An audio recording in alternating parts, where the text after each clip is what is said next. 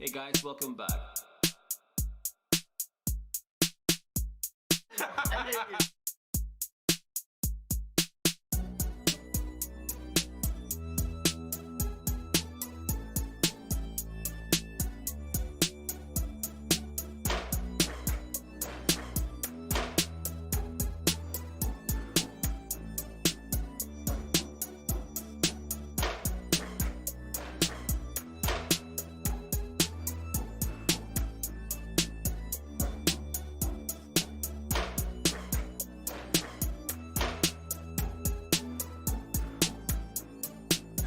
Are you gonna Bampot?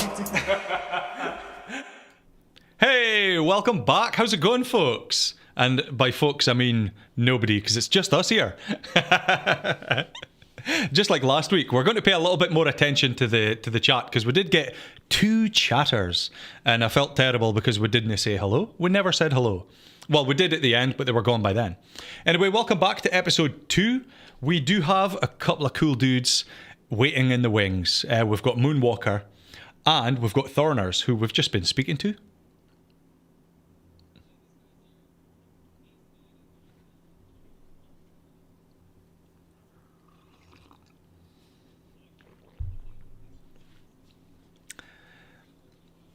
Yeah, let's go and get the guests. Let's get them now.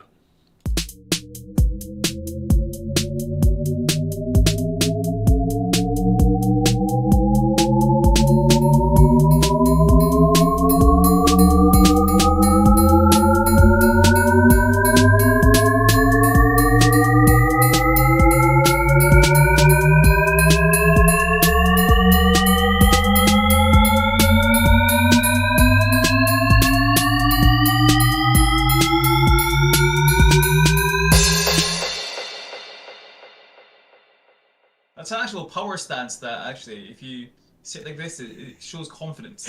How's it going? We're live. I don't know if that little intro was even audible to the stream, because I muted some things for the intro, and then we went to the main stream screen, and then I don't think I unmuted it. Anyway, boys, how you doing? Hello? How you doing? I can hear you. Yeah, doing fine. How's everyone else? Doing fantastic. So welcome to Thorners and Moonwalker. A couple of editing boys in the place. How's it going? Thorners, you okay? I sneezed in my mask just a second ago and it was fucking awful. You know, for a second there, I thought you were speaking German. I sneezed in my mask. I sneezed in my mask. Ja, jawohl. Jawohl. Meine Freunde. So, Krankenwagen. welcome. Yeah, ich habe kein... I don't know what else to say. I was about to say welcome to the podcast. This is the second ever podcast. The very first podcast was extremely interesting. We spoke a lot about gaming in general, League of Legends especially, and a tiny bit about content creation. This week sounds like we're going to speak about content creation a bit more. How does that sound? Yeah. Okay, sounds cool. That's all we need. So, give a little introduction to yourselves. Who are you? What do you do? What are you into? Thorners, we'll start with you since you were the first to agree to come on. Yeah, my name is Thorners. Real name, gonna keep it a secret for now. Yeah, I do content creation, I guess. Semi-professional video editing. And, yeah, I don't know. I'm Dutch. That's my personality. Rot op, jij hond. Back to you, kutkind. I don't know what any of that means. Yeah. And Moonwalker, give yourself a wee Hello. boost. Alright. Hello. I'm Moonwalker. I do League of Legends content, amongst other things like Super Smash Bros. And used to do a little bit of Overwatch. I'm also an animator and artist part-time. You know, not really a lot of animating, mostly art, but yeah, that's me. I also make memes. Lots and lots of memes. What a beast. Memes. Too many memes. Too many? Is there such a thing? Too many. Nah. For one man to produce so many memes, too many. Yeah. I think that there's probably no limit to how much people can consume, but to create, there has to be some kind of limit, eh? Yeah, there's a bit of burnout. So you mentioned League of Legends there and content creation. Who else makes League of Legends content? Yeah. Well, Necrit. Necrit does. makes content. Certainly does. Tyler one. Midbeast. Yep, that's Tyler one. Who else? Fi and Foxdrop. Ninja. Ninja does as well. Ninja does. So Technically, if you think about it, yeah. he totally does. And did you know that Ninja has been doing duo queue with Bizzleberry? Do you know Bizzleberry? I've heard the name. I don't know Oh, who it yeah, is. yeah. I know who you're talking about. He's a challenger support, English guy, really nice guy, really chilled, very relaxed when he's playing, super sweet, nice, and gentle, like mild-mannered type of guy. And then he plays with Ninja, the man who says, if you don't get mad games, you basically don't care enough for it. Yeah. You've lost twice, is what he said, didn't he? Yeah. Oh my God. So, and interestingly, like Ninja is obviously one of the best known gamers on the planet. He's been on Ellen and stuff like that. And then Bizzleberry, who is by all of our standards, is still a massive creator. But in comparison to Ninja, he's probably 1% of his viewer base. And for Ninja, it just 1%. It's like even less. Yeah, like 0.1%. Who knows? Well, I suppose we could do the calculation, but let's leave it for now. Maybe Atticus can get his calculator out. But yeah, it's like, for someone like Ninja to just agree to be on a stream with Bizzleberry or to duo with him, how do you think that came about?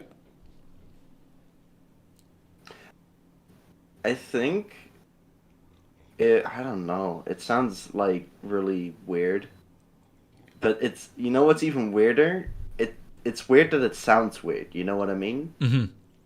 Because at the end of the day, we're all like basically people, right? We're all chilling with each other. Basically people. Yeah. Yeah, basically. That's close enough. Basically, hypothetically speaking, what if you were people? No, but it sounds maybe weird, but like we're all people, and if they enjoy hanging out and playing games on stream, then yeah, I don't know, chemistry. You're right that because we're all just human. I mean, the usual sort of thing, like no one's better than anyone else. But people do get to a certain level, and you'll have seen it. In fact, I was thinking about this just last night. I was thinking, you know that guy that was on TwitchCon, and they asked him, "Oh, why don't you like chat and respond to your viewers?" And he said something like, "Well, I know this sounds a bit like God complex, but I'm basically better than them." Atticus is like looking shocked. I was thinking about him last night. Hey, we've got some people in the chat. Vanna's Beermans. How's it going? And I was thinking about that guy, and I was like, at what level would it ever be okay to have that mindset? Some people do, but do you think I don't think it's some even. I think it's a lot of them. I just think people are better at hiding it. You know what I mean? Mm-hmm. Yeah, think about this. If we like Instagram, Twitter, all that kind of stuff. Like, if you have so many followers, it's like this or ratio or like you could like if a tweet has more likes than the other tweet, it's a ratio basically. Yeah. Mm-hmm. But what the fuck does a ratio even mean? Like, if something is a stupid take and it gets more likes than the other one, then it doesn't change the fact it's a stupid take. It's just it's the same, but more people agree to it. It's populism. Yeah, and that's what it is, and that's where it sounds crazy that we start to think about that. You know what I mean? And then you sometimes see really low follower people, not really low, but people with lower followers make a decent point, but then a bigger following person just comes in and says a ratio, and then argument's over. Sorry, mate. It's done. Don't care how good or well thought out your point was. I have more followers. End of discussion. Yeah, that's it. I was speaking of the joining of Ninja and Bizzleberry. Thorners, you as an editor, you edit for some big people, some big names, right? Some of them I edit now for 2 people. Yeah, I used to edit for 3, and the one person was a Roblox channel where the guy just changed his mic to fucking sound like a chipmunk. So target market seems to be on the lower end. Yeah, on that one it is. But I edit for Scooch, which is a League of Legends content creator. Oh yes, a big guy, and the other one is Scooch. Jellyfish Rave. That rings a bell. But an explosion. It's not someone that I'm familiar with off the top of my head, but that rings a bell. But yeah, Scooch. Have I ever told you that I met Scooch?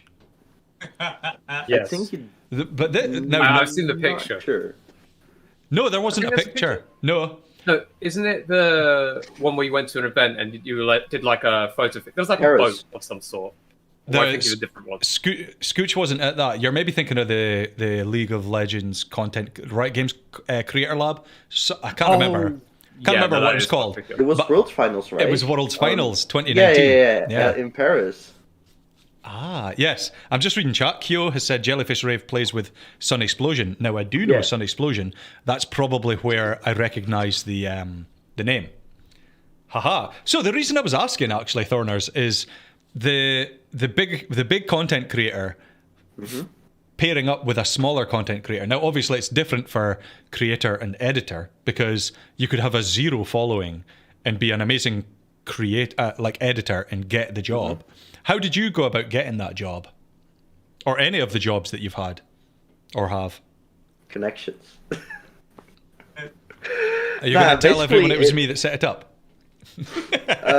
No, actually, it was connections because I came through it to Kai. Sergeant Kai is another editor, also a great guy. But I got it through him, and at first it felt like a pity thing. Yeah. And later I came to the conclusion, well, I can make a decent video. Yeah. And that's... Articus, I was telling the boys what you said to me before we came on the air about how both of these Moonwalker and Thorners channels deserve way more subs. What do you think? Definitely, yeah. I mean, if you think about it, I studied film and TV production, where I spent a few years learning to edit, and then I went to do media, where we spent a few more years learning to edit. I also worked for the BBC, where me and my co-workers spent a lot of time doing editing, and both of you guys are like way better than pretty much everybody I know at editing. So I was quite amazed at how high the level of skill is and how engaging the videos are. But yet the sub counts are still quite low. So yes, it's the algorithm. Not to insult you, but not to insult us. No. What do you think? The thing is, Moonwalker, I was about to say you've been quiet there. Oh no, I've actually got a good. Well, the thing is, I've been on YouTube for I think it's coming up. I hope it's not coming up to 6 years, but somewhere around 5 or 6 years now. And what I have learned is that YouTube is like a jackpot, right? So not everyone's going to get found, even if you are the best content creator, even if you make the best content, whatever. You're not always guaranteed to be found. And some people do have a lot of things that are easy to find, if you're a stream highlighter or things like that, they're easy to jump with the algorithm. Yeah. But if you're someone who makes something like montages or let's say animations, because everyone knows animation side of YouTube gets done dirty, it is very much potluck. And what I'm finding is that as more people are getting popular through stream highlights and things, that jackpot is getting harder and harder. So unless you're doing something that everybody else is doing at that time, you're not going to be on that algorithm list, which is kind of sad in my opinion, because there's a lot of content on YouTube that I just found. I just randomly found it. It's got 12 views, but it's really high production, high quality stuff. And it, and realistically, there's something else I realized, that there's only so many eyes on YouTube that you can gather. So it's with streaming, on Twitch, it's way worse, because you know how people complain about, not to get Twitch controversial here or anything, but let's go. You know how people, people complain about people who overexpose themselves, which draw away viewers. But realistically, by overexposed, do you mean literally flash physically? Yeah, what people need to realize is that people watching those people aren't going to watch your content regardless. They're watching that person for that reason. They're not just going to switch to you because that's not there. They're just going to go somewhere else. And with YouTube, it's pretty much, there's only so many people that you can be interested in at the same time, right? And it's easier with YouTube compared to Twitch to get found. But it's still, it's not easy. Definitely not easy. This, I was waiting to say, Atticus, this is touching on something very similar that Zeph mentioned last week, was that there are certain streamers out there or content creators that are doing things that are getting loads and loads of views, and some people are very bitter about it, like the slips of the garments and the bending over in front of the cameras and things that some people would never ever do. But people are a bit bitter that these streamers and content creators will do those things, and therefore they're getting all the views. But the thing is, if these people are watching those streamers and content creators, they're not your audience. They're not going to watch your content, regardless of how perfect it is. Exactly. That's just what it is. They look for a different reason to go on Twitch. I've actually... There were two things, because one of them, which was really funny when you think about it, this is going to the R18 subject a little bit more, but apparently in certain countries, pornographic content is banned. On Twitch? No. Or just altogether? Except Twitch. Except Twitch. So that's their only way to get... off, basically. Yeah. Yeah, but that's what it is. In like certain Eastern countries, you cannot go to the famous drum intro sound effect. You know what I mean? I have no idea what you're talking about, but I know what you mean, but I don't get the reference. But that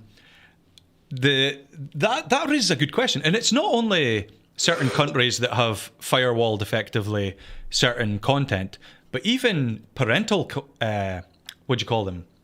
Parental controls and things. Like I could set a parental control on my whole network so that anything that's 18 plus cannot be accessed. But YouTube and Twitch can. Yeah. Or a parent might not know that that YouTube and Twitch could contain that type of content and think that little Timmy's watching innocent gamers playing League of Legends, the greatest game ever, but actually he's watching a hot tub squat stream or whatever. I don't know what sort of streams are out there, but talking about YouTube Kids, did you know that YouTube Kids is so fucked up? No.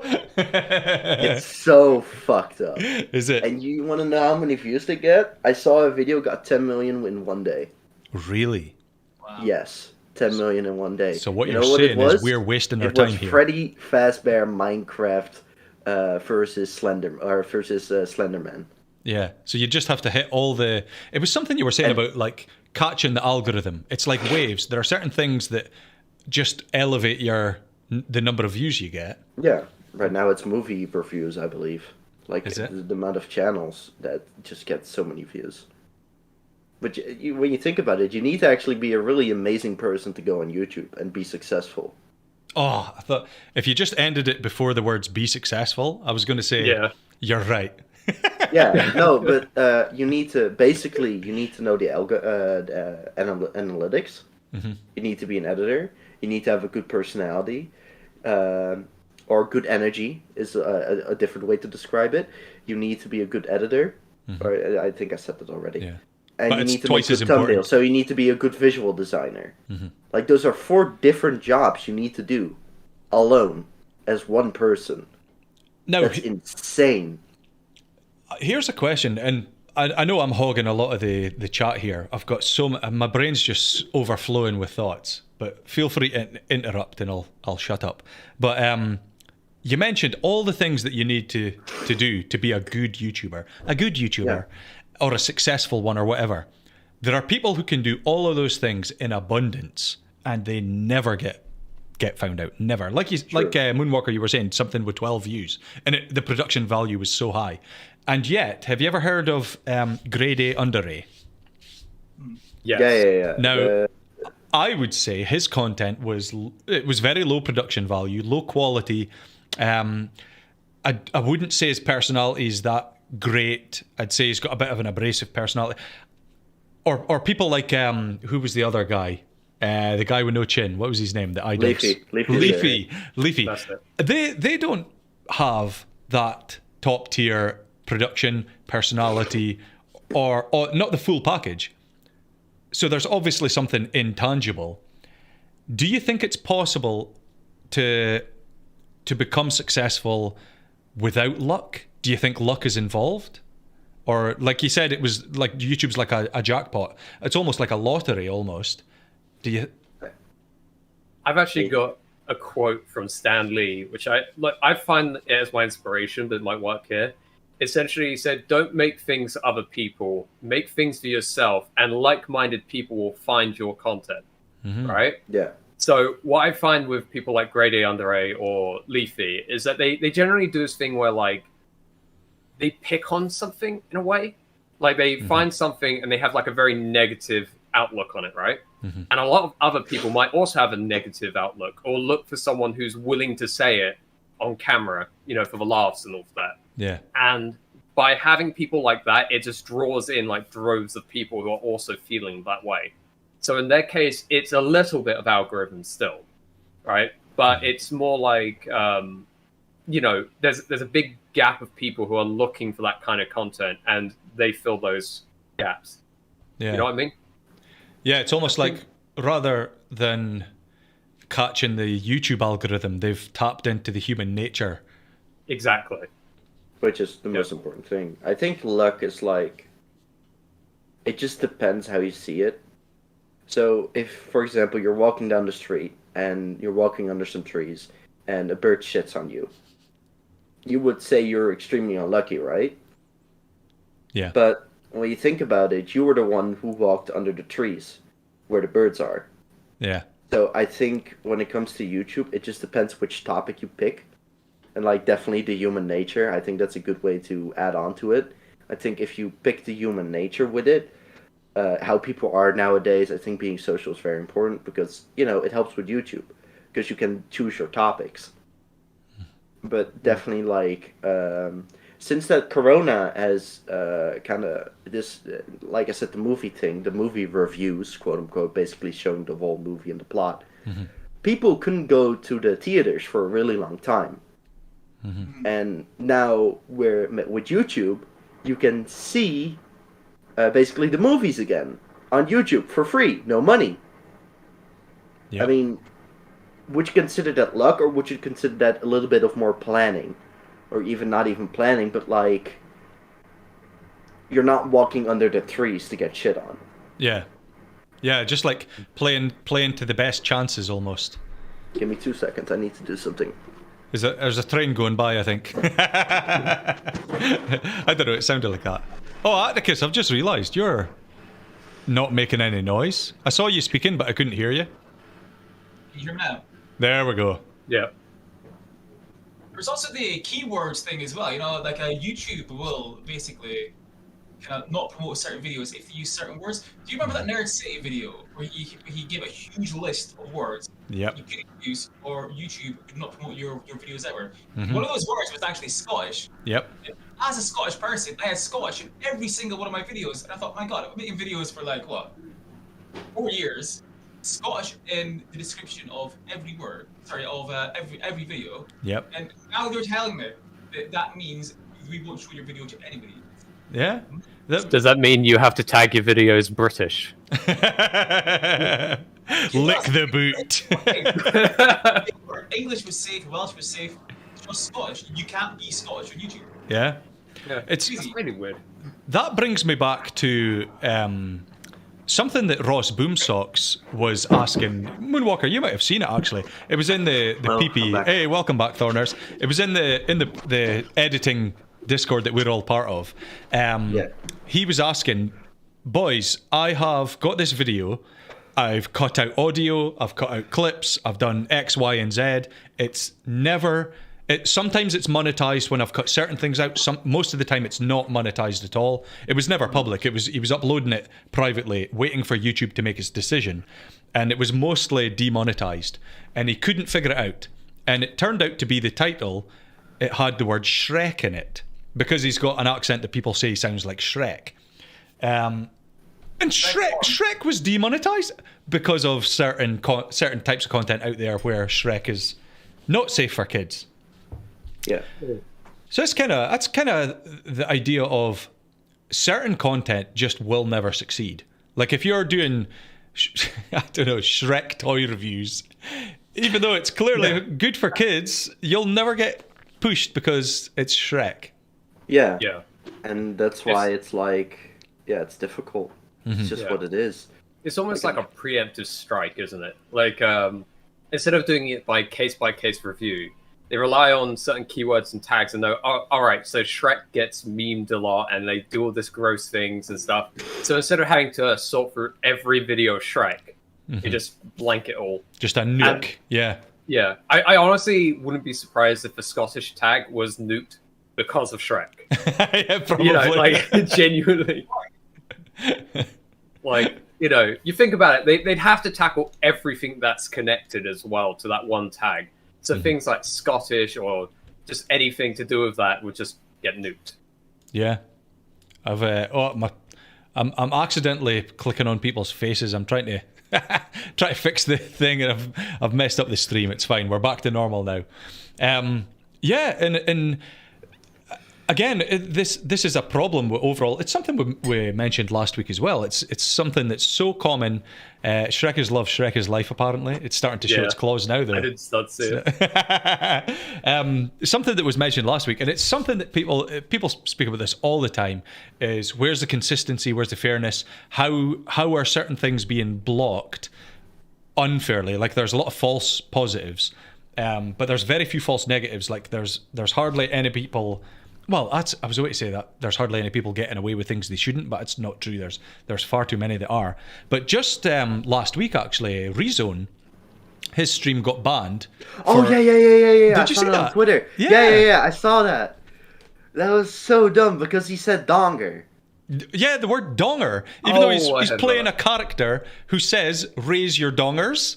He says it's the character, and it's a very like "raise your dongers" was one of the most popular phrases especially on StarCraft World Championship streams. So it's like, how can you ban the word donger? I know why, but but yeah, it got actually banned for the word donger. Yeah, there are women out there flashing actual sexual body parts. And they're fine. Salinity, for example. Fucking hell. It took 3 days of complaining to Twitch to get a 3-day ban. Yeah. We should have complained for a month at this point. Yeah, Rezone was banned for 4 days. Nothing against salinity, because I get it. Sure, whatever. It could be a mistake. I'm not going to go into the whole psychic. I'm not going to psychoanalysis every single action she did. That's for some other people to decide who have a degree in that. It's not my quality. But it's so weird that you can... If a guy shows his, tits, nipples, whatever it is, then it's like immediately, bam, fuck you. The man jokes. But when it is someone showing their butt, like explicitly, then it's like, oh, well... There was a video. There's a series of a guy. When a Twitch moderator moderates your channel, I don't think any of you have seen it, but then he says enhance and the video quality becomes extra shitty. Yeah, I think mostly seen it. Enhance, read the guidelines, enhance more, and the guidelines become one huge blur. And it's like, it's funny, but that content did really well, when you would think it normally wouldn't. But that's where the topics that are controversial, you can make a comedy skit out of it and get more views. It's just, YouTube is really like, you need to grab the chances you can get. Because making your own content and making your own stuff constantly, it's just not going to cut it. Unless you have a really, that's what I want to say about a good personality. You need to have a really distinct personality. Something that makes you different from your average Joe who goes to Starbucks and get a coffee. Well, that's why with Leafy and Grade A Under A, they're really negative. Everyone knew that. Yeah. But they did say always what was... I can't speak. But they did say always what was on their mind. So it's like, you have a really distinct personality. People watch it. Some people find it comedic. Other people find it annoying. That's why a lot of people were like, oh, Leafy's a good person, but Leafy was a bully. You know, it's like, Yeah. It's really. I'm sorry. My allergies are kicking in because it's the last fucking day of summer. So I'm like fucking. I'm just gonna get a towel or Yeah, you some do what pieces you need of to paper because holy fuck, it's annoying. Fucking shit. What we were saying, kind of, it's something I was wanting to ask about anyway. It was one of the questions I had prepared. If you can believe it or not, Moonwalker, I prepared some questions. And one of the things that we've kind of been saying, but without saying it directly, is that there are certain rules or certain things you have to do on YouTube that otherwise, if you don't do these certain things, you'll get nowhere. Like now you can't really swear that much. Otherwise, your content won't get pushed. Unless you somehow miraculously catch a massive influx of yours, like Leafy and Grade A did. I think they caught something in the public psyche with a lot of people anyway. But there's certain games you can't play. There's certain words you can't put in titles. And what you were saying about Stan Lee saying, make content that you love and like-minded people will find it. Yes, but you can't really do that to the fullest on YouTube because certain things, if you love it, like there was a guy that iDubbbz reviewed who was doing videos about cigarettes and smoking. That was his passion. He loved it. YouTube doesn't like it because it's unhealthy. Obviously, they're free to say, no, we're not pushing your content, you're demonetized, blah, blah, blah. Do you think that there is a type of content that is the easiest to be successful with on YouTube? I got some water and some... that is a good question. Hey, for those of you who didn't hear it, Thorners, my question was, do you think there is a type of content that is the easiest to be successful with? Moonwalker was just about to hit us with a banger. Okay. Minecraft, yeah.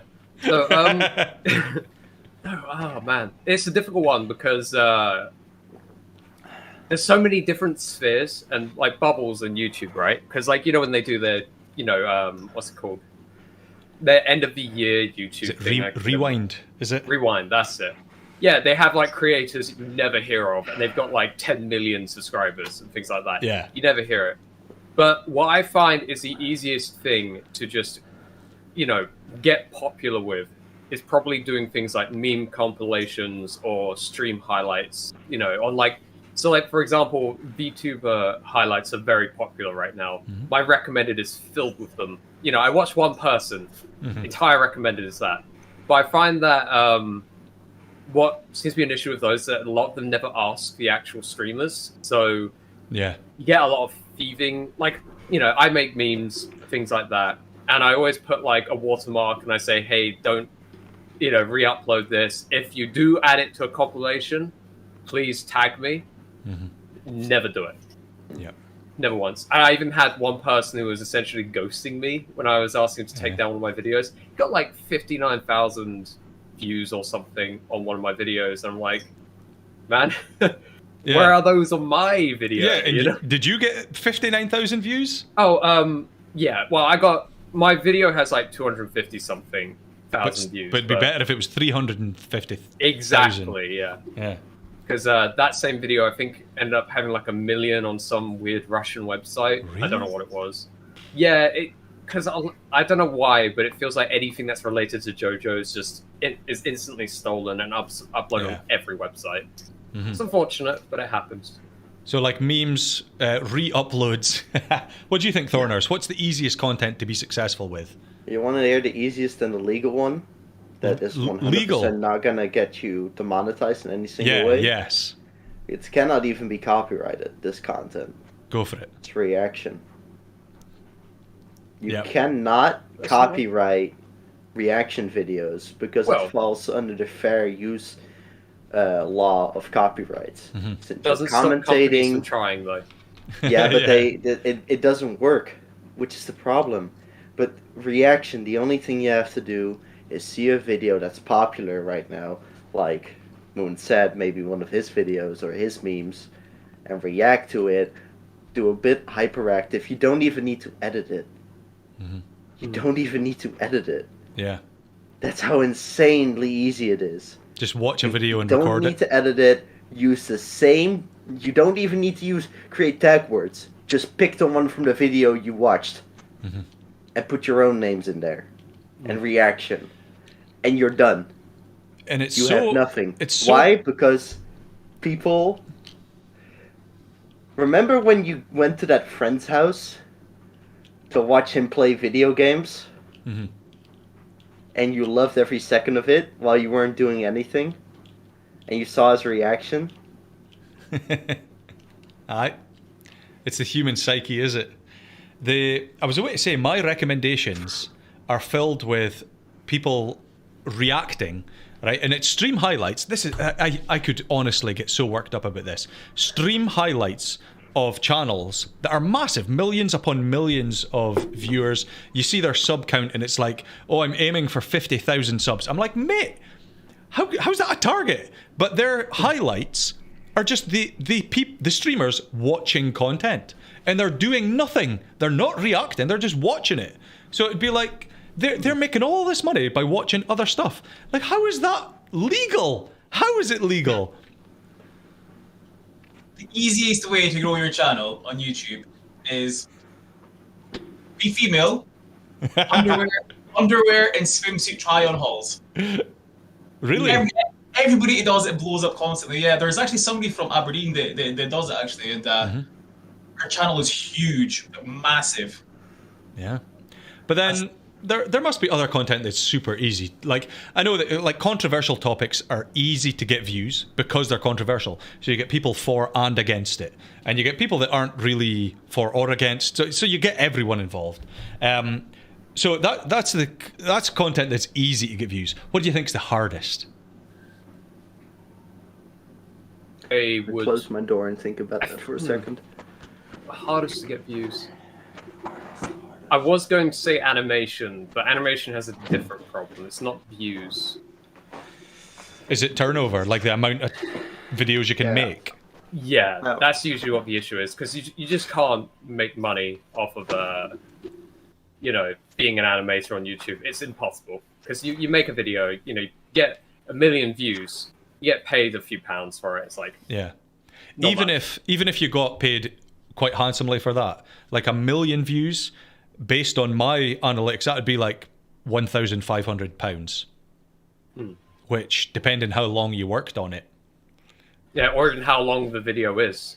Yeah, that's the biggest factor, is just how long it is. Like, a lot of my content is usually under 10 minutes, which means that I can't get back into the monetization program because my content just isn't long enough to get the hours. It gets the views. If they were all 10-minute videos, I'd have the hours hands down. It's not enough minutes. But the hardest one is a difficult one.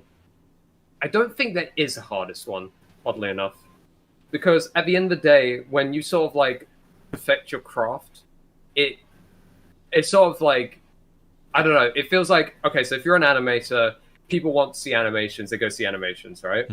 And it's hard to make that content, but to get people to watch it isn't as hard because people love animations.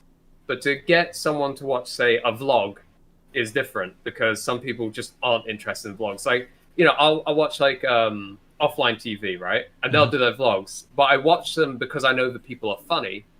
I don't watch them because it's a vlog. Yeah. Like if I saw a Casey Neistat video on my recommended, I would probably just ignore it. Really? Yeah, I think he's got very good photography skills. He's very good at that, but it just doesn't interest me. But I don't know if there is a hardest one.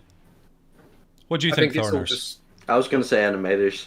Yeah, but then is that animation is difficult to become successful, or is it that the animators get burnt out with how much effort they have to put in versus the reward? I think it's burnout for reward, and then also it takes too long. Because I was working on that animation for my Super Smash Bros. Montage, and it took me 9 months to finish it because I was recreating something from Fist of the North Star, and I had to redraw every frame.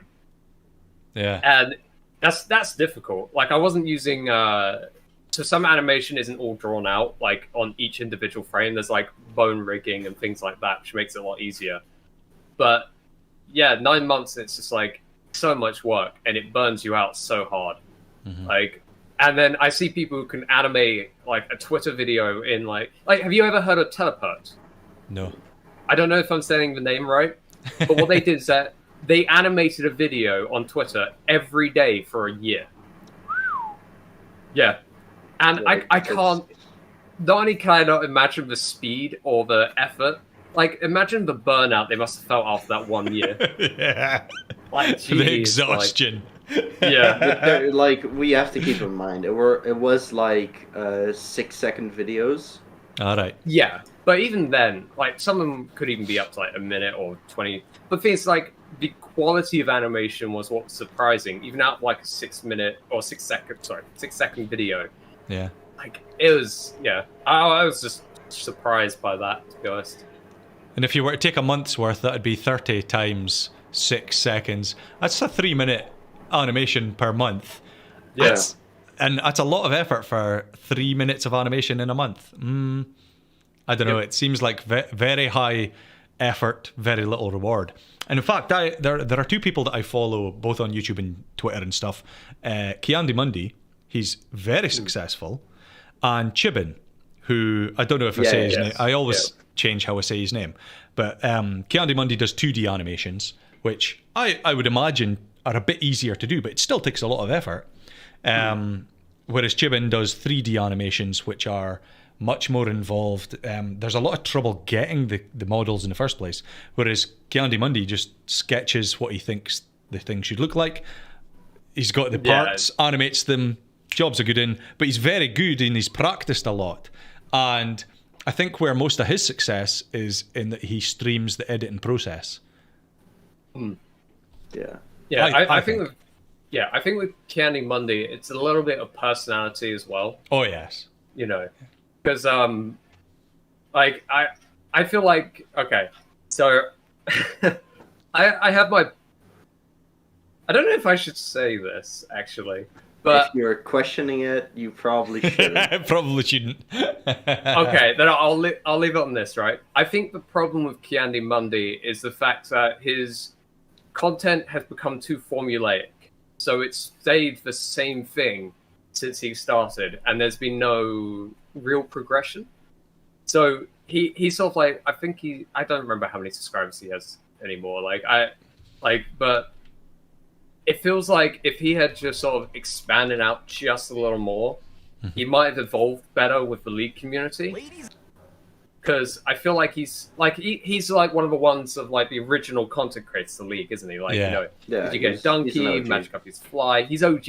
Yeah. Right? But now it feels like we're having like this weird resurface of content with YouTube. Like, you know how like you had the OGs and stuff, and it was all really creative, and then we had this long period of just highlights and streamers and, you know, things like that, and .exe videos, which, oh boy, I could talk about for a while, but I'm not gonna. I think now what's happening, we're having a turnaround where the creative stuff is coming back. So we're getting more high quality. What was that? Thorners letting rip. Letting rip like a Beyblade. Are you getting some work done? My house, or not my house, because I'm fucking 19. Okay. Watch this. Can I? Hang on. Right, speak. He's muted. Let's slag him off. He's muted. Okay. Right. So, as I was saying, where was I? Yeah, so I feel like YouTube's coming back to a point where like the creative stuff's coming back again. So it's 3D model animations, high quality montages. Some of them are still using .exe in the title, but at least I've seen the quality go up in the videos. Yeah. You know? And it just feels like content's getting better again. This is something I really wanted to ask you, actually, was what's your favourite type of League of Legends content? Your favourite? Oh. No, that's... It's got to be either montages or... I don't know how to call this one. You know where, like, you have some commentary and it's all comedy and it's fun and everything. That kind of thing I always find is really good. Like do you like Rav? Darkmane, yeah. Yeah, Darkmane's one of my favorites. His are almost like guides, but they're just comedy guides. Yes, exactly. All right, let's see. I really want to do that. Let's see what Thorners has to say about this one. Oh, hello. I took a quick phone call. Yeah, I saw you. So I think it's difficult because I'm gonna be honest. I don't like leak content anymore. Aw, have you ever? I have. There was a really big time where I thought leak content was really good because I saw YouTube always as a show. You know what I mean? Mm-hmm. Like a show you could produce on your own. Mm-hmm. Because that was where my inspiration comes from. Kind of like I want to do that at some point. I want to make my own shows, at least on YouTube. So it's gonna be like a little show. But the leak content community has become so like definitely the OGs leaving, but like also some really good ones just leaving, and it becomes just this is the best build, this is the best team comp, Yeah. new patch notes, ranked, everything. Like it just becomes annoying to watch. And even my Nicky Boy, I love his soul. Best fucking dude. But I'm gonna be honest, if it wasn't Nicky Boy, I would not watch his content. Sounds weird. I love his content. I love what he does. Yeah. I just am sick and tired of people complaining Yeah. constantly. So it's just, there's quite a lot. So Nicky Boy does like video essays. But he does all sorts like games with the boys and stuff as well. Yeah, that's what I like. But yeah, it doesn't, it doesn't happen often. Because what you were saying, that if it wasn't Nicky Boy, like I think I would watch his content even if it wasn't Nicky Boy. But there are some people I only watch it because of who it is. Who do you currently watch? There's a really, I think Moon and we were watching some videos yesterday. Tom Cardy is a fucking legend. Never heard of him. No. With a C, by the way. Yeah, he's not League of Legends, by the way. He's. I think Value Select is a really good one. Tom Cardy, they're like those are the two. It's like Bo Burnham kind of. Yeah, has he got the moustache and the curly hair? Yeah. I found his Instagram. It's also on YouTube. Those are definitely two I watch. What more? Because you do raise a good point. I think the guy from Wednesday, it's Wednesday, my dudes, Jimmy's here. But he also does reaction stuff. You laugh, you lose. But honestly, I'm gonna be honest, I don't watch a lot of YouTube anymore. Really? That's a good place to be. I spend far too much time on it. No, but it's because it's so... How do I say this? Like, I like what Ludwig does with his content, with Moogle money and all that kind of stuff. Right, I'm going to have to say something. Ludwig is one of those... Well, yeah, chat. I gave him a hey. Ludwig is one of those people I always see pop up, and it's stream highlights. He is one of those guys, I'm like, how on earth did this guy ever become popular other than because he's really good looking? He's a really good looking guy. His content that I've seen is garbage. He has that... No, but he has that energy, like that one guy during high school. You always hang out with him, but you don't know why. It's just you hang out with him and he's really chill and all that kind of stuff. Cool guy, but that's more parasocial relationships. That's something you can go in later in different stream, which I hate. Yeah. I hate. Moonman, who do you watch? Right now, okay, this is gonna sound weird, but I have periods where like I just watch random things that come up on my recommended. Right now, I'm watching a lot of Star Trek clips. Yeah, a lot of Next Generation and stuff like that. But for content creators, particularly League, it's like Netcrit, Nicky Boy. Gotta support the boy. Scooch, I watch Scooch on and off. I don't always watch him because he uploads quite frequently. So, Darkmane, obviously, really like Darkmane. But and then I watch like offline TV, and I've been watching a lot of VTubers recently. Oh yeah, I have to admit, not like some of the really super over the top ones, but some of them. And I'm a little bit interested in getting someone to make an avatar for me. Paying them, of course. Hey, your avatar would be dynamite. Get Football Head. Yeah. Get Football Head to do it. Yeah, do like a 2D one or something. You know. Yeah. Yeah, man, Football Head's really good. He like like I was trying to redesign my astronaut for ages. I'm like, right, how am I gonna do this? And I log into Twitter one day. It's like, hey, I drew this, and I'm like, damn, that's really good. Yeah. Don't mind if I do. Yeah, I was going to say we've spoken a lot about YouTube content and stuff. Articus was really interested in asking you editing questions and stuff because obviously, Articus, you're a filmmaker for the BBC. These boys are awesome editors. What did you have anything specific that you were going to ask?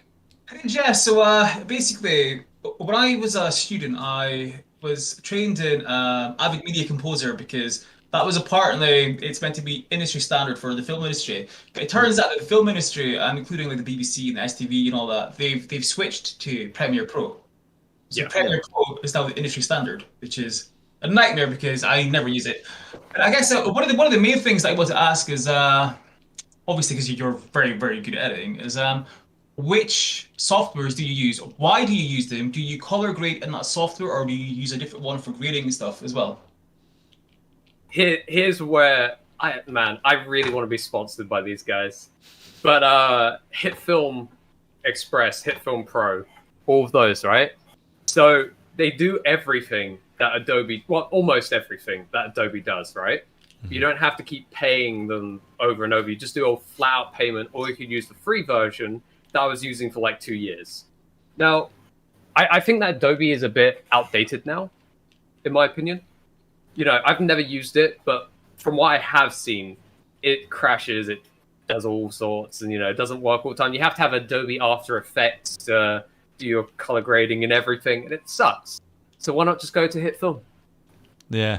You can do color grading in Premiere Pro. You don't need to do it in After Effects. In fact, no, it's the other thing, isn't it? The compositing. So like really detailed animations and things, or even like camera tracking. Technically, it's possible in Premiere Pro, but you're way better off in After Effects. Sorry for jumping in there. I've got to defend Premiere Pro for no reason. I was going to join in on your opinion mostly, actually. Because I have the same opinion as Moonwalker, but reversed. Ah. So, I've used HitFilm, and I've used Adobe. I use Adobe right now because I'm a college student, and I get it for really cheap for 1 year. Come on, that's a sweet deal you can't refuse at that point.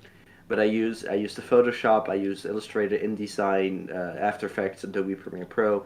And Adobe Premiere Pro has a lot of features, and especially like audio editing. You can audio edit a whole track for just like different voices or different kinds of sound effects you want to take, and that's the whole track, the whole video. So you only have to like put something down there, but you also have presets like essential graphics. I love to use them, like especially for text. If I need to use subtitles for my videos, I just go essential graphics, boop, boop, done, and I just edit the text, and that's it. I don't have anything else to do.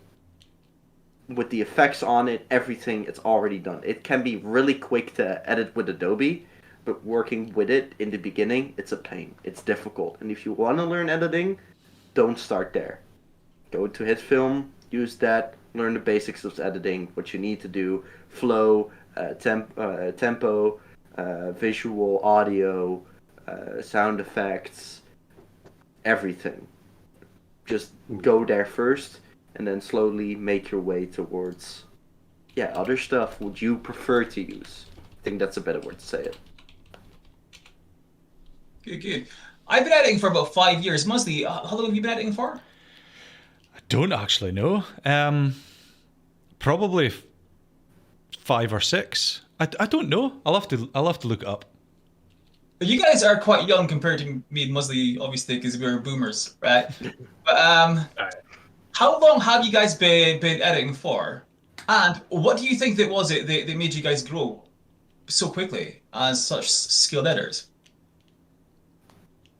So technically I've been messing around with video editors since I was like 8, right? Because, you know, you get your Windows video editor, and then you get onto like Serif and things like that. So I was always playing around with it. But I didn't properly start until 2015 or 16. I can't remember which year. But I think what it was more like I just recorded like a funny moment with friends, and I posted it out, and the next day it got 1,000 views, right? And it was like, oh, people will actually watch things I put out, because before I wasn't confident enough to try or anything like that, and people just watched it. And you know, sometimes it just takes like a few views just to get you started. You know what I mean? Like that. It's like, you know, getting a little bit of dopamine to hook you into it in a way. You know. But yeah. What about you, Thorners? What do you think starts you The off? acceptance of being bad. Yeah. So I've been editing for around 4 years right now. I think it's like a year before I met, all of you fellas. Moon and Musli, that is a motorcycle outside. Fun. But the acceptance of being bad, like, it just always clicked in my head. Like, I'm not good. And I'm never gonna be good. I'm never gonna be perfect. I'm never gonna be good at anything. So, what do I have to lose up until this point? I think that is like... And lately, my mental state on stuff has increased and improved a shit ton. Because first, I was like... I don't know if you guys notice, but when you watch, like, your videos and analytics, like, before you go to bed and you keep watching them, and, like, every notification wakes you up to see if you got a notification from YouTube, it's... if that's somewhat recognizable. Mm-hmm. Yeah, just a little bit. But I stopped giving a fuck about how many views I'm gonna get, and I started to give a fuck about if I like making this video. And after that comes, you start to improve, which sounds weird.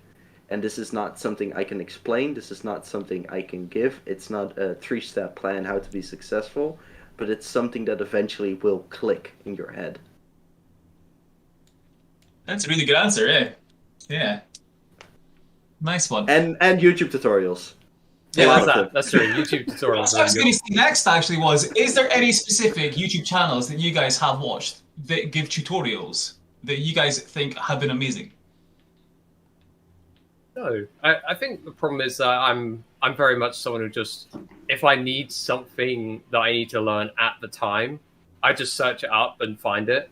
It's very hard to find specific channels. I know, like, going back onto Hit Film, they actually do a lot of tutorials on how to do their stuff for their editors and things like that. So if you want to figure out how to get a Star Wars look, as an example, they have loads of tutorials on that. But for individual channels, it's very difficult because trying to find individuals who are dedicated to one thing you are doing is very hard. Most of them are very like spread out. And usually when you want to find someone to help you, you do it in the moment, and it's very rarely you go to a specific channel. True, yeah. Thorners? Jigglypuff Fridays. Never heard of them. Never heard of that one. Trick 2G's editor. Oh, Jiggy. Oh. Yeah. Oh, I think I heard of him. He stopped being an editor, kind of. But he makes these tutorials for Adobe Premiere Pro that are really, really solid. But that is the only editing channel I could recommend. Because some people have just really good... like, sometimes... there's even a book about Adobe Premiere editing. And sometimes in certain cases... And I've read that book. And in some cases I'm like... I think that's maybe better to start at. I actually start at a book or maybe anything else, but also YouTube tutorials. It just depends what you need. For me, it has been like that book, Jigglypuff, and a lot of experimenting. But I definitely do think if you want to get better at editing, start with experimenting first, see what everything does, and go from there. Because then you invented yourself, basically. Can I say who I like? Me. I like Articus. No, I mean, I do, but you don't do Premiere Pro tutorials. DaVinci Resolve. I was just saying that they... Tokyo Gruel. I learned so much from Andrew Kramer here.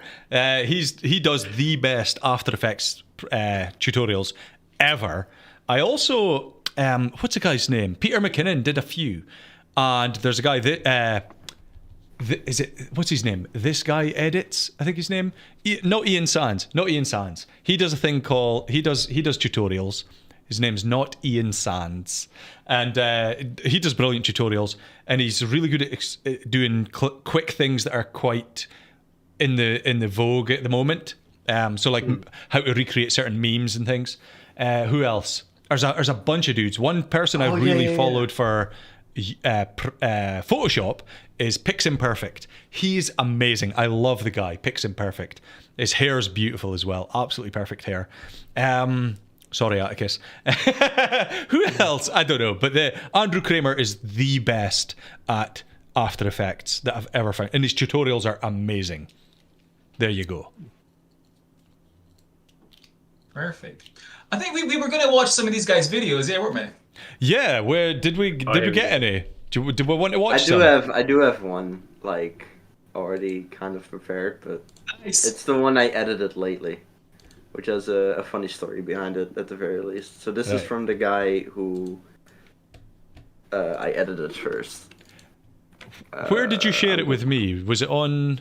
No, I didn't share it, that's the point. Moonman, did you Yeah, I share put something it with in. me? I don't know if I did. All right, do you want me to share something? Put it in the general. Oh, you've put it in the general, have you? Nice. Yeah, All right, I did. let me load this and then share it with you. And let me share my screen. Hopefully we'll all be able to see this. I am a Discord noob, so this might be... Oh, wrong one. Where are we? Where are we? Which one is it? Is it Never Give Up? It's Never Give Up. Here we go. Right, can you see my screen? Yep. There it is. Yeah. This is the one. Oh wait, it's a little bit mature topics, but not completely. I'll be fine. I'll be fine. We'll be fine. Right, everyone, let's enjoy. Your dick that is huge. Wait, before you go into that, your dick's Very small. enormous. Hang on, it went black again. Right, let's Yeah. do it. Let's do it again. So, Pat, So hear me- your dick that is huge. Wait, before you go into that, your dick's Very small. enormous, right? No. Whenever you get an erection, do you get a little lightheaded, or how does that work? Since there's so No, much it's- blood, gallons need to be used to No. fill up that thing. No, it's extremely small. It's almost inconceivable. I've seen it. I'm holding it right now. No, you're not. What I'm looking right now, there's nothing down there. No, there's that was a little my bit hand on your 15 footer. You know. What do you mean? No, if I were, no. Jeans, boots with the fur. Sonny, there's parsnip seeds on the other side of this Opera GX. Shout out. Would work better. A picture of pickle's thighs. Fuck. What do you mean? Invade? Oh, fucking Vade. Pat, use a different fucking volley skin. No! Use a base volley skin. This one's so much better. Oh, hey. Wait, what the fuck? We got the wrong fucking champion! Where's the hook, Ryan? What's the cooldown? Oh, you're insane! Does she flash? I'm not sure.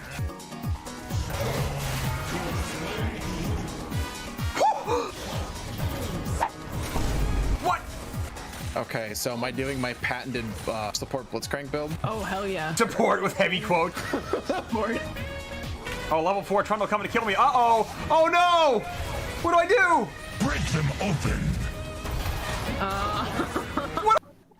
That was amazing, by the way. The funny thing was, How much more are we going to watch? It's a 12.5-minute video.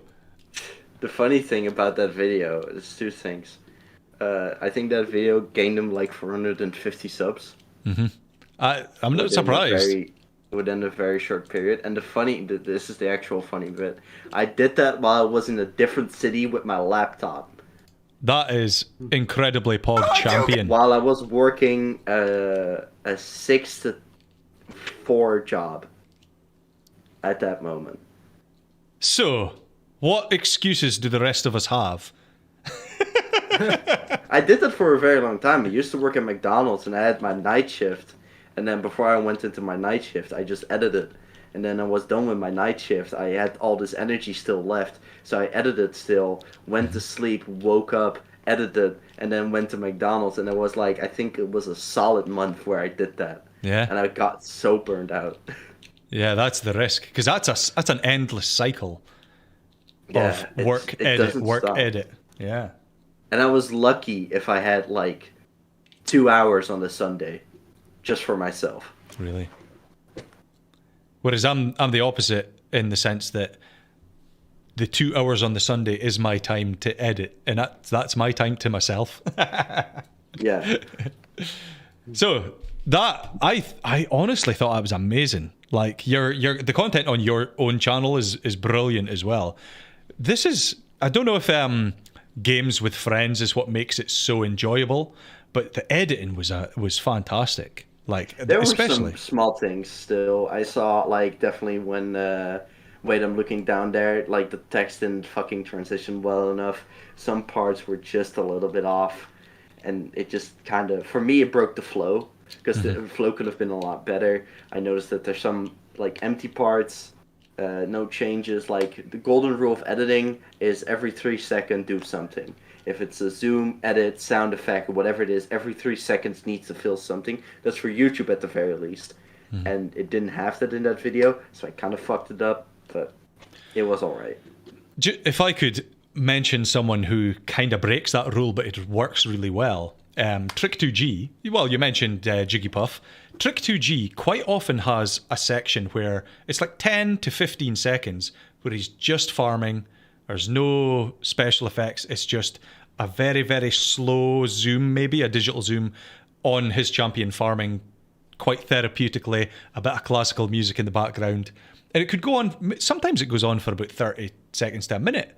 And I really enjoy those parts. But it's still something. There has to be a like purpose. The small zoom, like chill stuff is important, but every 3 seconds you need to have something to not just... Like, it's in a story. Like, if you have, like, constantly nothing, except if it's horror. Horror is a whole different genre, that it's actually important to have nothing. Because that's what bothers me in a lot of movies, that they always have this music, and it's extra loud, while there's some movies out there who don't have music during, like, important scenes. I think that's... Star Wars has constantly music. Have you ever noticed that? Where it's always, every second, there's always music. But it's so good music, is it? It's like... It is good. Yeah, but see, at the some point... Bith Jazz Cantina Band. Oh my god. Oh, Yeah, It's just so good. Duel of the Fates. Personal favourite. Yeah. What did you think, Atticus? It was your question. It was amazing. It was really engaging. You obviously heard me laugh out loud as well within like the first 3 seconds. So that's always like a really good start as well. You know, you can get the person laughing at the very start of the video. That'll obviously help keep them engaged as well. Yeah, that was really, really good. Yeah, it's impressive. Moonwalker, did you send us anything to review? Yes, I put 3, and because I heard you wanted to keep it kind of short, so I put the animation in there. I put one of my more recent videos and a slightly older one in there. So if you want to pick and choose whichever one you want to do. Well, I think since we mentioned it earlier, or you mentioned it earlier, I think we should review the one that you spent so long on. Can you see it? Let me maximize it. Here we go. Really what you said? I've got a really good idea for after we watch this video as well, which is mostly we can watch one of your videos, right? And we can have our experts here tell us what we can do to make your videos better. I don't know if I have any. All right, I've got one in mind. All right, let's watch this one. Okay. It's only a minute and a half, so let's give it a full shake. I love this animation. どけ女とガキをかばっては戦えまい。まとめてぶち殺してくれるわ。その前に一つ聞こう。レジスタンスの若者を殺したのは貴様か。あのアホどものことか。そうだぜ。それがどうして。許せない。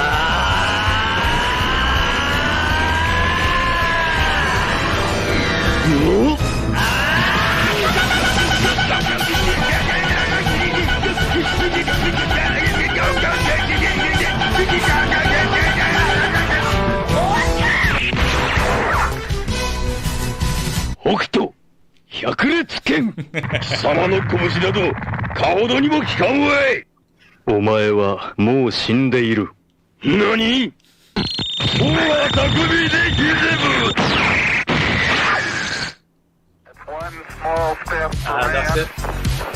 There's just my Awesome. Atticus, do you remember last week I told you and Zeph what my favourite manga film of all time was? Akira, yeah. No! No, Fistful of the North Star, was it? Yeah, that's a frame for frame reconstruction of it, basically, is it? Yeah, Yeah. that's right. Incredible. Loved it. Absolutely loved it. Yeah. Man, Moon, I'm gonna be honest. Like Moon, I've spoken with Moon during that period, during those 9 months, like a couple of times, and he was like, "Oh yeah, I made this and this and this," and I saw the whole process, and I was like, "Holy fuck, this is self-sabotage. Fucking, you went kamikaze on this shit." Yeah. It was a very long time. Let's see if we can actually find it. That was Really nuts. impressive, though. That's something else. I really liked it. I'm gonna be honest, the Project Winter one, the intro on that one is top quality because it's way too funny for how it should be. Let's funny one. let's watch that one because Yeah, I'm gonna be honest. I'm gonna give Moon the credit. The intro on that one, it's way too funny, and you would definitely watch the whole thing. He's already laughing. This fucking I dude is can't help already it. I can't help laughing. it. well, let's watch the first first couple of minutes. See how it goes. This is the one, is it? Yep, that's the one. Yeah, All right. I've never seen this actually. Have I not seen this?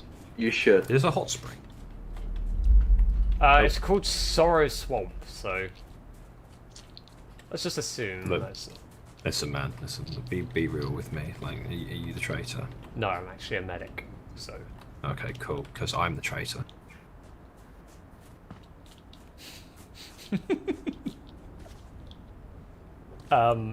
What?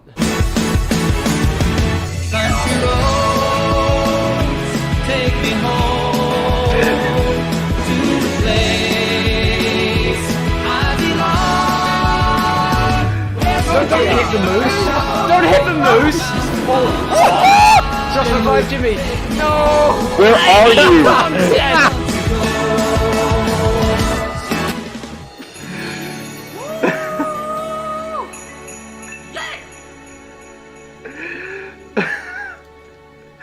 I love every second of that intro. That's so good. I've never heard of that game. It's kind of like the famous game Among Us, but Yeah, but, better. The Alps. But it actually looks cool. But it's so comedic. It's such a funny intro. That was so good. Yeah. I've actually hold on, I uploaded a very tiny clip from that video. If you don't want to watch like the whole thing, just try and find it. It's here we go, I found it. Just to give like a little more of like the excerpt of content that's in it. All right, let's see. Oh, let me share my screen first. It just started playing. Right, are we seeing this? Yep. Let me spin it back. Let's go. Do you hear those footsteps? Like, they don't sound like our footsteps. Might be a bear's. I found a fucking I mean, plane. it sounds like 2 feet. Oh Also, shit, I am where? really cold, so I'm gonna have to run back. Oh, it's just Josh.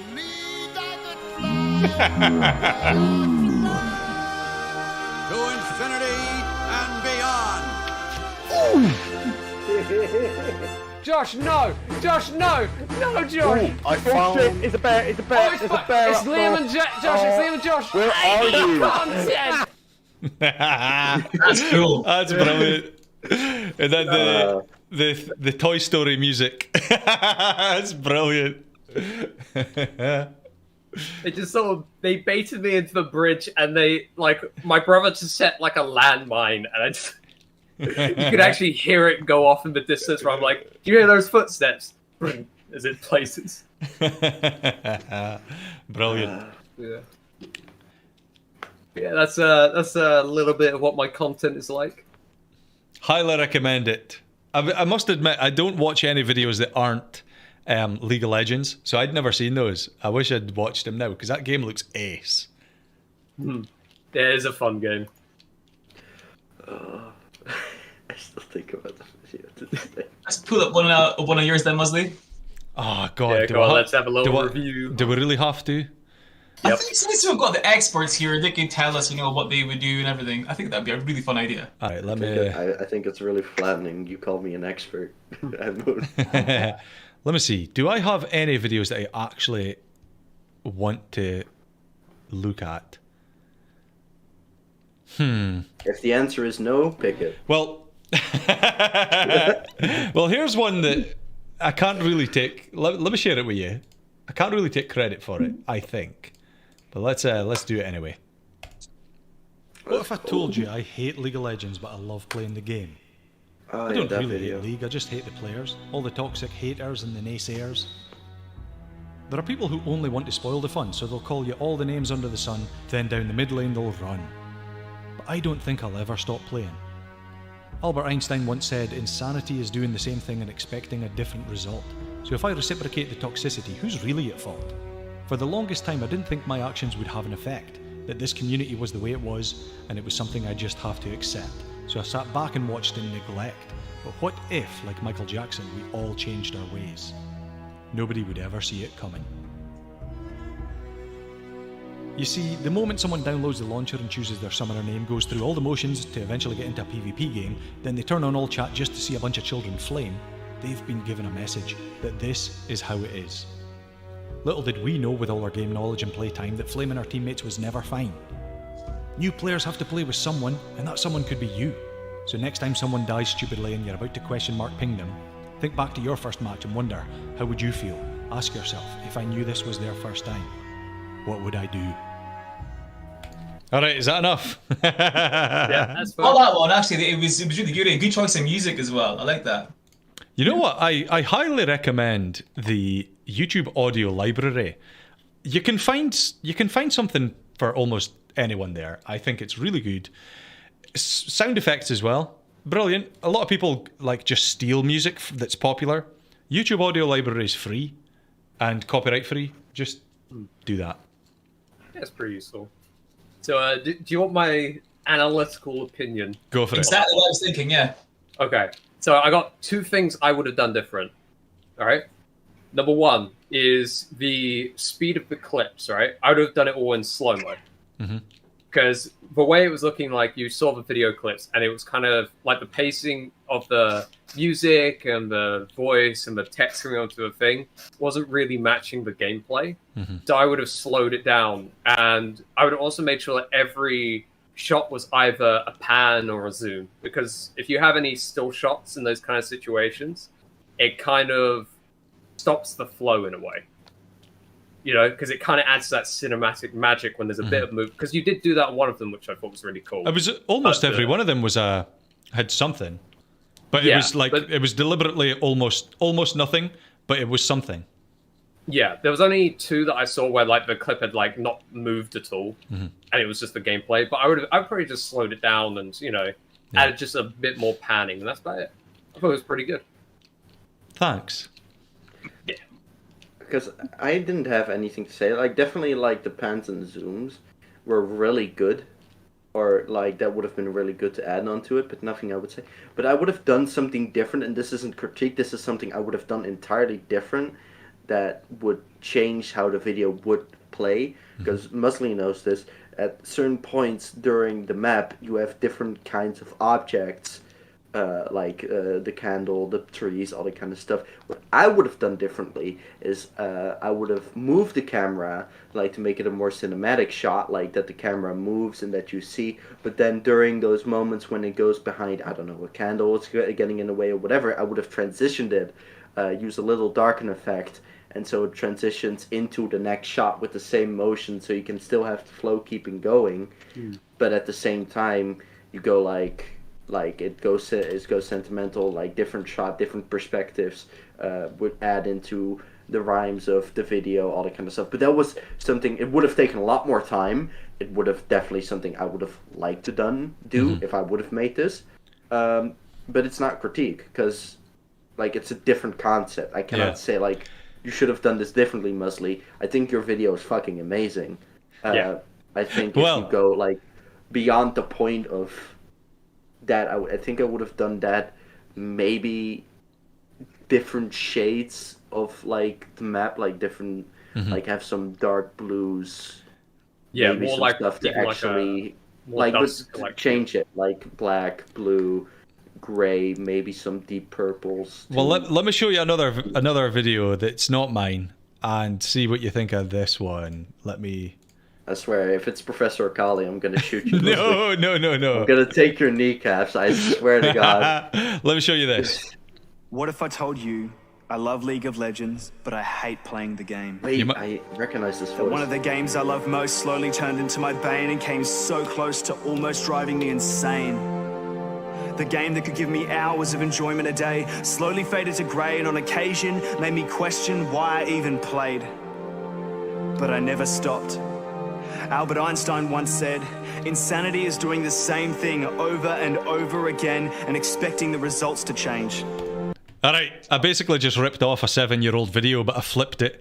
So instead of, because what this guy's saying is the game's garbage, everyone's trash, everyone's toxic, I want to quit. But I was like, nah, I don't want to quit. Just be nice to each other. Why you have to be mad? Only game. I think your video has higher quality. I don't know. I don't think so. No. I think so. Because what it basically was, I think you, like, I definitely do think, like, you cannot accept or expect a Fiat Panda from 2003 to ride as fast as a Fiat Panda of today. You know what I mean? Mm-hmm. Yeah, you already, like... But you cannot expect the same amount of quality with different tools. Like the camera tool was something that was not really optimal back in the day. Mm-hmm. So you already have a step ahead of that. His was I think I have this correct. I think what he did is he had a purple screen and then opacity lower, and that's it. Like a full solid screen of purple, opacity lower. Do it as a mood board. Well, yours was more... Yeah, mine was actually graded, Yeah. But that was graded and all that kind of stuff. But you cannot accept the same results from different timelines. Yeah. Well, maybe it's just my eyes that can't spot the difference in quality, because I was basically trying to recreate that video, but with a twist. And I obviously didn't have the same color schemes and things, but I just used different ones that I thought looked cool. Yeah, and I think you did amazing, honestly. Right, this was meant to be a 45-minute show. That's been an hour and 23 minutes. Oh, wow. Yeah, you should change it at this point. Time surely flies by. It certainly does. Yeah. Are there any other questions that we want to cover? I mean, I've covered pretty much everything I wanted to ask. Is there any questions for us? What is... Yeah, I do have one, honestly. And this is for Articus. Because you worked at the BBC, right? I do, yeah. I work for BBC Scotland, yeah. So I make videos for a thing called The Social, yeah.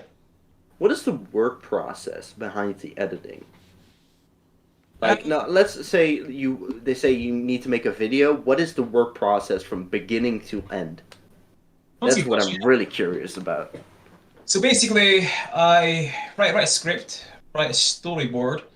I then send that to my producer. He changes my script and changes my storyboard. Actually, I've got a new producer, so she. And then I get permission to film it. I get the green light. I film it. I edit it. Then I have to give them the whole video edited, but also the interview sections if it's an interview, and the B-roll separate. And then they edit it again. And then once it airs, I have no idea what it's going to look like, which parts are going to be in it, or anything. And nobody tells me when it's going to air.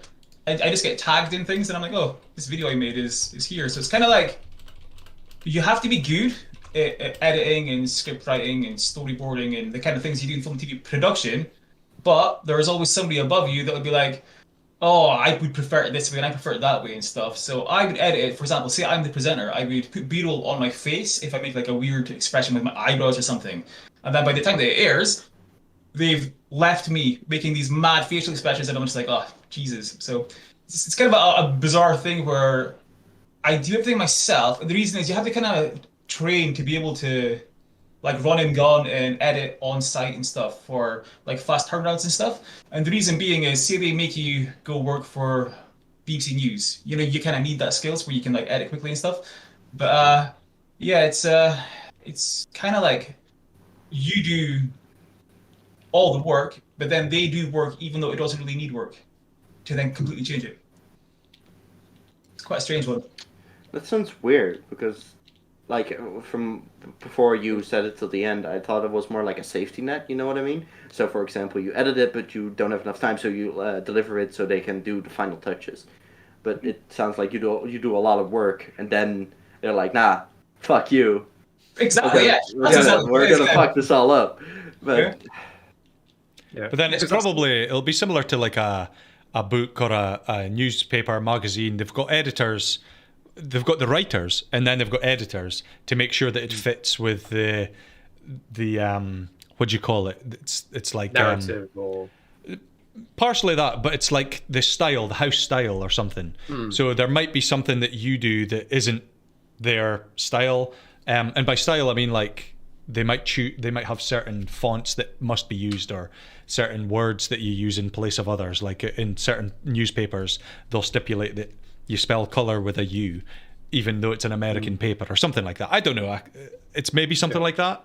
It's kind of like a safety net, but a bit harsher than just a safety net.